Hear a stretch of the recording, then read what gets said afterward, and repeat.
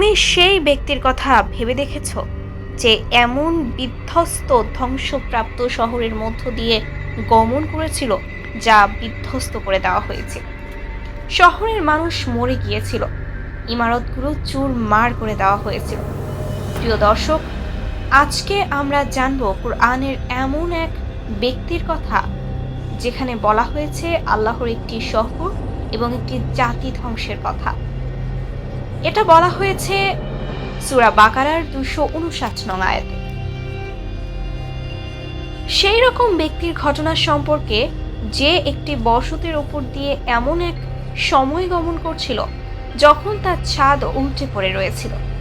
196 সে বলল, আল্লাহ এই বসতিকে এর মৃত্যুর পর কিভাবে জীবিত করবেন। অনন্তর আল্লাহ তাকে 100 বছরের জন্য মৃত্যু দান করলেন এবং তারপর তাকে জীবিত করলেন। জিজ্ঞেস করলেন, তুমি কতকাল যাবৎ থেকেছ? সে বলল, একদিন বা একদিনের কিছু অংশ। আল্লাহ বললেন, না, বরং তুমি 100 বছর থেকেছ। এবার নিজ পানাহার সামগ্রীর প্রতি লক্ষ্য করে দেখলেন তা একটুও পচে। আবার নিজ গাধাটিকে দেখলেন, পচে গলে তার কি অবস্থা হয়েছে।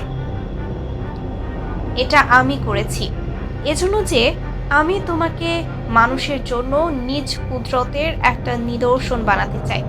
এবং এবার নিজ গাধার অস্থি সমূহ দেখো, আমি কিভাবে সেগুলোকে উত্থিত করি এবং তাতে গোশতের পোশাক পরাই।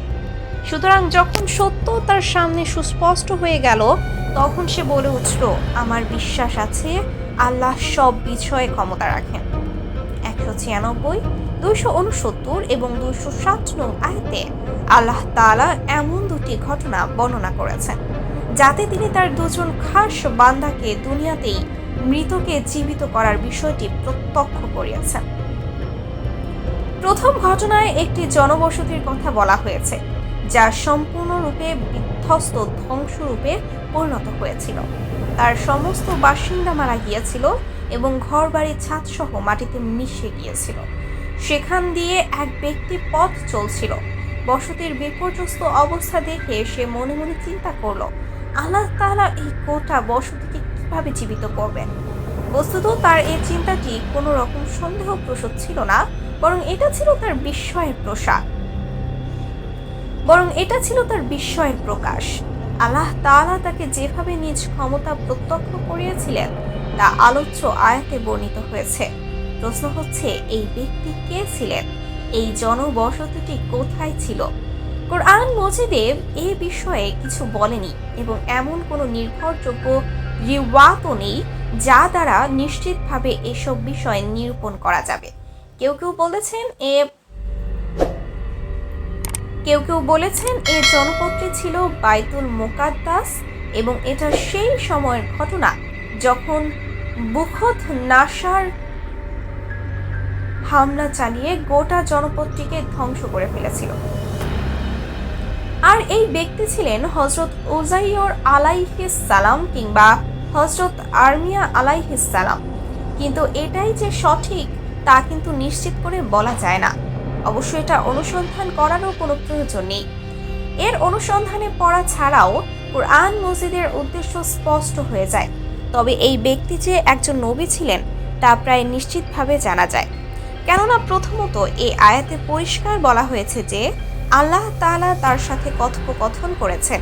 তাছাড়া এই জাতীয় ঘটনা নবীদের সাথেই ঘটে থাকে। এবং যখন ইব্রাহিম বলেছিলেন, হে আমার প্রতিপালক, আপনি মৃতকে কিভাবে জীবিত করবেন, আমাকে তা দেখান, আল্লাহ বললেন, তুমি কি বিশ্বাস করছো না? বলল, বিশ্বাস কেন করব না, কিন্তু আগ্রহ প্রকাশ করে বলছি যাতে আমার অন্তর পরিপূর্ণ প্রশান্তি লাভ করে।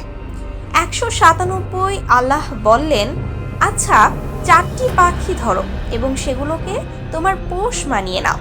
তারপর সেগুলোকে জবাহ করে তার এক এক অংশ এক এক পাহাড়ে রেখে দাও।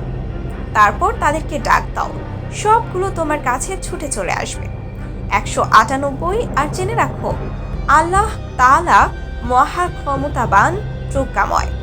197 এই প্রশ্নোত্তর দ্বারা আল্লাহ তাআলা একথা পরিষ্কার করে দিলেন যে হযরত ইব্রাহিম আলাইহিওয়াসাল্লামের এ ফরমায়েশ কোনো সন্দেহের কারণে ছিল না। আল্লাহ তাআলার অসীম শক্তির উপর তার পূর্ণ বিশ্বাস ছিল, কিন্তু চোখে দেখার বিষয়টি অন্য কিছু হয়ে থাকে। তাতে যে কেবল অধিকতর প্রশান্তি লাভ পায় তাই নয়, তারপর মানুষ অন্যদেরকে বলতে পারে আমি যা বলছি দলিল প্রমাণ দ্বারা সে সম্পর্কে পূর্ণ ওয়াকিবহাল হওয়া ছাড়াও তার নিজ চোখে দেখে বলছি।